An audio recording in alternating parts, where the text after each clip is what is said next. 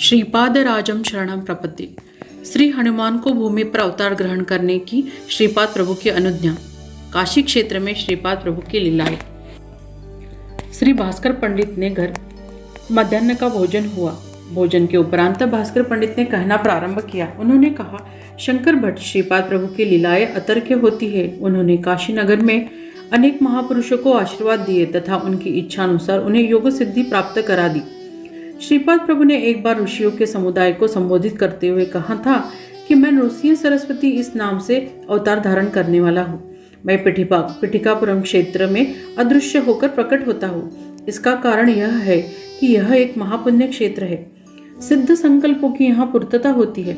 मैं प्रतिदिन गंगा नदी में स्नान करने यहाँ पर योग मार्ग से आता हूँ। मैं नृसिंह सरस्वती अवतार में इस काशी नगरी में संन्यास दीक्षा ग्रहण करने आऊंगा। आने वाले शतकों में क्रिया योग की इच्छा करने वाले गृहस्थाश्रमी लोगों को बोध करने के लिए श्यामचरण नाम के एक साधक को इस काशी में जन्म लेने का आदेश दिया है। आने वाले युग में ब्रह्मज्ञानी हनुमंत को श्यामचरण के पास क्रिया योग की शिक्षा लेने के लिए कहा है। यह त्रिवार सत्य है। हनुमंत को सीता, राम, लक्ष्मण तथा भरत के दर्शन। श्रीपाद प्रभु ऋषियों के संगठन के साथ योग मार्ग का अनुष्ठान करके बद्रिका वन आ पहुंचे। वहां पर उन्होंने नर नारायण के गुफों में अनेक शिष्यों को क्रिया योग की शिक्षा दी। वहां वे 12 कोस दूरी पर उर्वशी कुंड के पास आए। ऋषि गंगा में भी उन्होंने स्नान किया। 5000 वर्षों से तपस्या कर रहे सर्वेश्वरानंद नाम के एक महायोगी को श्रीपाद प्रभु ने दर्शन तथा आशीर्वाद दिया। वहां से नेपाल देश गए। वहां पर एक पर्वत पर श्री राम नाम के ध्यान में मग्न हुए हनुमंत को श्री राम, सीता, लक्ष्मण, भरत तथा शत्रुघ्न के दर्शन कराए। श्रीपाद प्रभु ने हनुमंत से कहा, अरे हनुमंत, तुमने राम नाम का कितने कोटि जाप किया है इसका अंदाज नहीं लगता। इतने थोड़े समय में तुमने राम नाम का इतना जाप किया कि चित्रगुप्त को भी उसका हिसाब रखना अशक्य हुआ। इसी कारण तुम चिरंजीव पद को प्राप्त हुए। तुम कालातीत हो। तुम्हारी आयु कितने लक्ष वर्ष के है इसका ज्ञान चित्रगुप्त को भी नहीं है। तुम कलियुग में अवतार होकर जितेंद्रिय होकर सबको वंदनीय होंगे। रामबीज महिमा। यह वक्तव्य सुनकर हनुमंत ने कहा, प्रभु रामबीज यह अग्निबीज है। उसी के कारण मुझे अग्नि सिद्धि प्राप्त हुई है। मैं देह बुद्धि से तुम्हारा अंश हूँ। आत्मबुद्धि से मैं तुम्हारा ही स्वरूप हूँ। मैं किस स्वरूप में अवतार ग्रहण करूँ यह बताइए। श्रीपाद प्रभु ने मंदहास्य करते हुए कहा, तुम शिवांश रूप राम भक्त बनो। अरबी भाषा में अल इस शब्द का अर्थ शक्ति ऐसा होता है। आहा का अर्थ उसे धारण करने वाला ऐसा होता है। इसलिए अल्लाह का अर्थ शिव शक्ति स्वरूप ऐसा होता है। इतने वर्षों तक सीतापति के स्वरूप में मेरी सेवा की थी। अब यवन जाति के लोगों को स्वीकार्य हो ऐसा शिव शक्ति स्वरूप अल्लाह नाम से मेरी आराधना करो। यह सुनकर हनुमंत ने कहा, भारद्वाज महर्षि ने त्रेता युग में सावित्री काटक महायज्ञ करने वाले थे, यह मुझे ज्ञात है। उस समय दिए हुए वचनों के अनुसार तुम भारद्वाज गोत्र में जन्म लेने वाले थे, यह भी मुझे ज्ञात है। इसलिए मैं तुम्हें छोड़कर किसी परिस्थिति में रह नहीं सकता। तुम्हारा और मेरा गोत्र एक ही है, इसलिए मैं तुम्हारा पुत्र ही हूँ।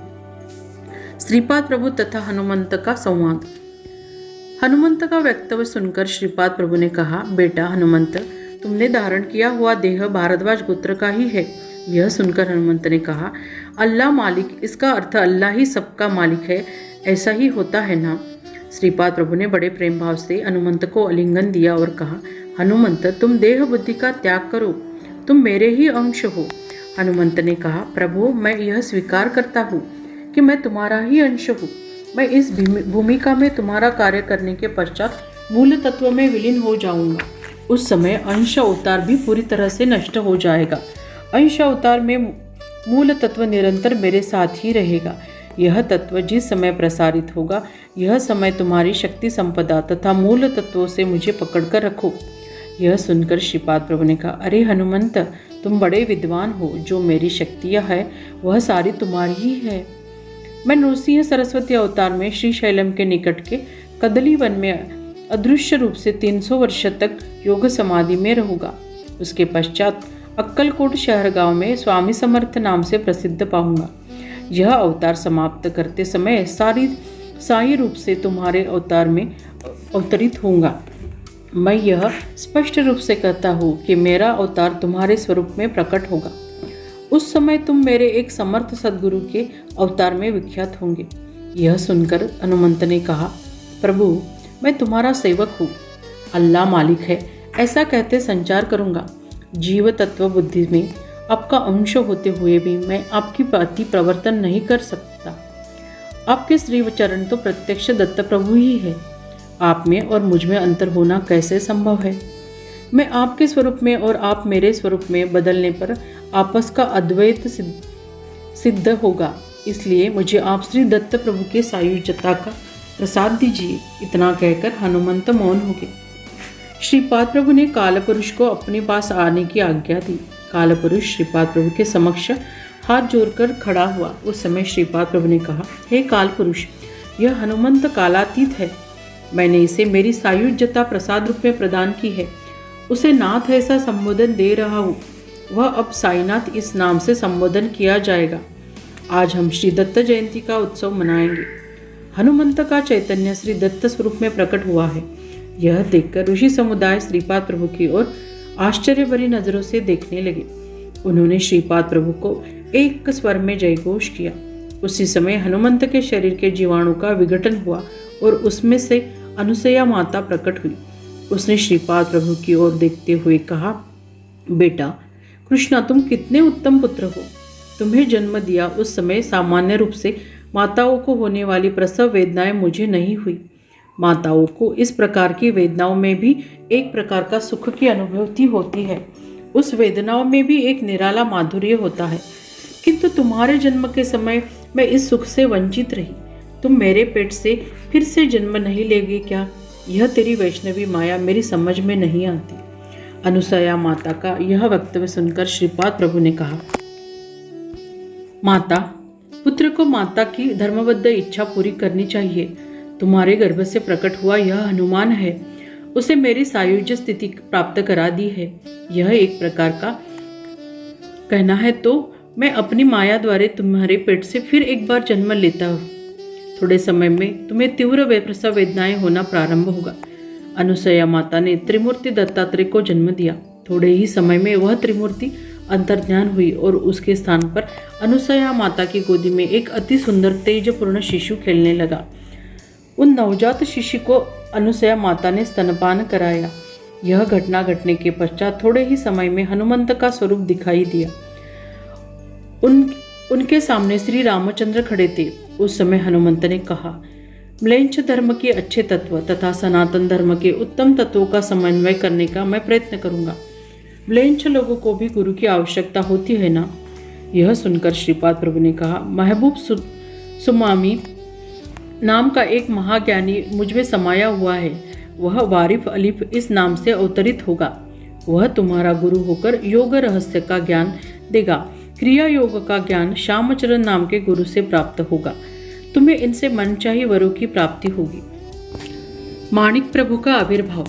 हनुमंते ने कहा, प्रभु तुम पद्मावती वेंकटेश्वर स्वरूप हो ऐसा मैंने सुना था। तुम्हारी आराधना जानने वाले वैष्णव स्वामी को भी तुम्हारा अनुग्रह प्राप्त हुआ। यह सुनकर श्रीपाद प्रभु ने कहा, निरंतर मेरा स्मरण करे, मेरे चैतन्य स्वरूप तुम्हारे मन को सदैव लीन करो। गोपाल राव नाम के एक महावैष्णव तुम्हारे गुरु होंगे ऐसा मैं वर प्रदान करता हूँ। श्री वेंकटेश्वर के भक्त होकर वेंकन्ना इस नाम से संबोधित किए जाएंगे। उनके महाप्रयाण के पश्चात उनकी अस्थियां कुछ समय तक एक मिट्टी के पात्र में रखकर भूमि में सुरक्षित रखो। मेरी सूचना प्राप्त होने के पश्चात तुम वह पात्र खोलकर देखो। उसमें श्री वेंकटेश्वर की मूर्ति होंगी। उस मूर्ति की तुम पूजा करो। मैं प्रसन्न होकर तुम्हें इच्छित वर प्रदान करूंगा। इस वक्तव्य के पश्चात हनुमंत ने वहां पर बैठे हुए जानकी माता से कहा, माता, तुमने बड़े वात्सल्य भाव से मुझे एक मानिक ने मोतियों का हार दिया था। उस हार के मानिक मोतियों के में श्रीराम को ढूंढने के लिए मैंने पत्थर से वह मानिक मोती फोड़ दिए थे, किंतु उनमें श्रीराम को न पाकर मैंने वह हार फेंक दिया था। इस महान अपराध के लिए मुझे क्षमा करें। हनुमंत के अपराध भाव को माफ कर श्रीपाद प्रभु ने कहा, ईश्वर के सानिध्य के बिना कोई कार्य पूर्णत्व को नहीं जाता। वह मानिक मोतियों का हार मैंने सुरक्षित रखा हुआ है। वह हार दत्त रूप में है, इसमें शंका नहीं है। मुझ में बसे आत्मज्योति से मैंने उस हार में प्राण अर्पित किए हैं। वह मोतियों का हार गुरु स्वरूप के दिव्य तेज से चमक रहा है। वह गुरु स्वरूप मानिक प्रभु के स्वरूप में प्रसिद्ध होगा। इतना कहकर श्रीपाद प्रभु मौन हुए। श्रीपाद प्रभु बद्रीनाथ क्षेत्र के नारायण स्वरूप ही है। वे फिर से एक बार मानव देह धारण करने वाले हैं, किंतु उनका नाम रूप कैसे होगा ये कोई नहीं जानता। श्रीपाद प्रभु का द्रोणागिरी पर्वत के निकट बसे शंबलगिरी ग्राम में वास्तव्य। श्रीपाद प्रभु के मामा वेंकटपैया महाराज विद्यार्थियों को वेद की शिक्षा देते थे। उस स्थान के समीप ही एक नारियल का झाड़ था। उस वेदशाला के भव्य प्रांगण में एक वानर वेदाध्ययन की ओर आकर्षित हुआ था। वह वानर पेड़ के फलों को कभी हाथ भी नहीं लगाता था। अन्य किसी वस्तु को भी उसे आकर्षण न था। वो केवल बड़े श्रद्धा भाव से वेदों का श्रवण किया करता था। श्रीपाद प्रभु ने बड़ी निरागस भावना से अपने मामा को पूछा, मामा, भगवान के अवतार के समान नारियल के पेड़ का भी अवतार होता है क्या? मामा ने कहा, कृष्णा, कैसा यह तेरा प्रश्न? प्रश्न को भी कुछ अर्थ होना चाहिए न। यह सुनकर श्रीपाद प्रभु ने कहा, मेरे कहने का अर्थ वैसा नहीं था। वृक्षों को फल लगते हैं, उस फल के बीजों से फिर से नए वृक्ष की उत्पत्ति होती है। इस प्रकार यह प्रक्रिया बीज से वृक्ष और वृक्ष से बीज चालू ही रहती है। यहीं पर श्रीपाद प्रभु का संभाषण रुक गया। उसी समय उनके पास के नारियल के पेड़ से एक नारियल नीचे गिरा। वह नारियल प्रभु ने अपने हाथों में लिया। उस वानर की ओर देखते हुए प्रभु ने कहा, तुम्हें रिक्त हस्ते भेजना मुझे योग्य नहीं लग रहा। मेरे हाथों से तुम्हें यह नारियल प्रसाद के रूप में देता हूँ। श्रीपाद प्रभु ने उस नारियल को उस वानर के हाथ में देकर उसकी पीठ पर बड़े प्रेम भाव से हाथ फिराया और कहा, तुम मुझसे और एक नारियल की मांग मत करना। तुझे यह मान्य हो तो तुझे नारियल देता हूँ। उस वानर ने अपनी गर्दन हिलाकर सम्मति प्रकट की तथा वह नारियल लेकर वहां से बड़े आनंद से भाग निकला। प्रत्यक्ष में वह नारायण कौन था और उसने उसे नारियल क्यों दिया? एक ही नारियल दूंगा ऐसा उन्होंने क्यों खाया? बिना किसी प्रयत्न से वह नारियल नीचे कैसे गिरा और किसके लिए? ये सारे प्रश्नों के उत्तर कौन दे सकता है? श्रीपाद प्रभु की लीलाएं अद्भुत, अगम्य तथा अनाकलनीय होती है, यही सत्य है। श्रीपाद प्रभु द्रोणागिरी नाम के संजीवनी पर्वत पर गए थे। कुछ दिनों तक वहाँ वे ऋषि मुनि उनके साथ आनंद से रहे। वहाँ पर जो महायोगी थे उन्हें अनुग्रह देकर कृतार्थ किया। वहाँ से वे कल्कि प्रभु का अवतार जिस गांव में होगा उस गांव में गए। वह प्रदेश महायोगिनों को भी देखा नहीं था। हिमालय पर्वत में वर्षों से तपस्या किए हुए महातपस्वी उस ग्राम में थे। संबल ग्राम के स्फटिक पर्वत पर जो शुद्ध जल था वह श्रीपाद प्रभु ने प्राशन किया। उस जल को प्राशन करने वाले व्यक्ति की आयु बढ़ती नहीं, यह इस जल का प्रभाव है। इसी कारण श्रीपाद प्रभु की आयु 16 वर्ष के कुमार के समान ही रही। उनमें अनेक वर्षों के बीतने पर भी कोई बदलाव नहीं आया। श्रीपाद प्रभु का गोकर्ण क्षेत्र से दिव्य लोक में प्रयाण। श्रीपाद प्रभु अनेक दिव्य स्थान तीर्थ क्षेत्रों का दर्शन करते हुए साधकों को, भक्तों को, महापुरुषों को अनुग्रह देते हुए गोकर्ण महाबलेश्वर क्षेत्र आ पहुंचे। इस परम पवित्र क्षेत्र में श्रीपाद प्रभु ने 3 वर्षों तक वास्तव्य किया। इस पुण्य क्षेत्र में उन्होंने अनेक अगम्य लीलाओं का प्रदर्शन किया, किंतु इनका वर्णन करना अशक्य है।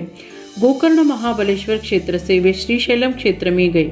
श्री बापनाचार्य ने श्रीशैलम की पवित्र भूमि पर एक महायज्ञ किया था।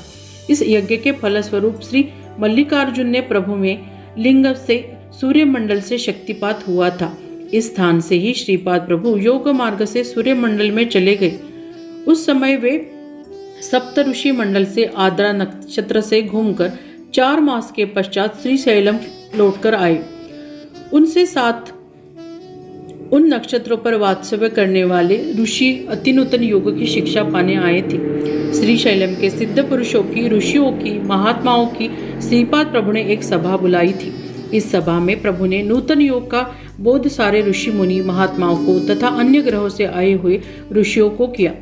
इस नूतन योग ज्ञान प्राप्त कर समस्त ऋषिगण अत्यंत आनंदित हुए। इस ज्ञानामृत का प्राशन करके वे पश्चात आद्रा नक्षत्र से आए हुए ऋषि स्वस्थान लौट गए। श्रीपाद प्रभु भी कुछ समय श्रीशैल रहकर कुरुपुर पवित्र क्षेत्र में लौट आए। फलश्रुति, इस अध्याय का पठन या श्रवण करने से समस्त क्षेत्रों में प्रगति होती है। श्रीपाद श्रीवल्लभ प्रभु की जय। श्री गुरुदेव दत्त। यह अध्याय संपूर्ण श्रीपाद श्रीवल्लभ चरित्रामृत से लिया गया है। कलयुग के प्रभाव से धर्मग्रंथ पठन के लिए समय का अभाव है, इसीलिए अभी संक्षिप्त श्रीपाद श्रीवल्लभ यह चरित्रामृत उपलब्ध है। आप इसे पढ़कर प्रभु के अनुग्रह प्राप्त करिए।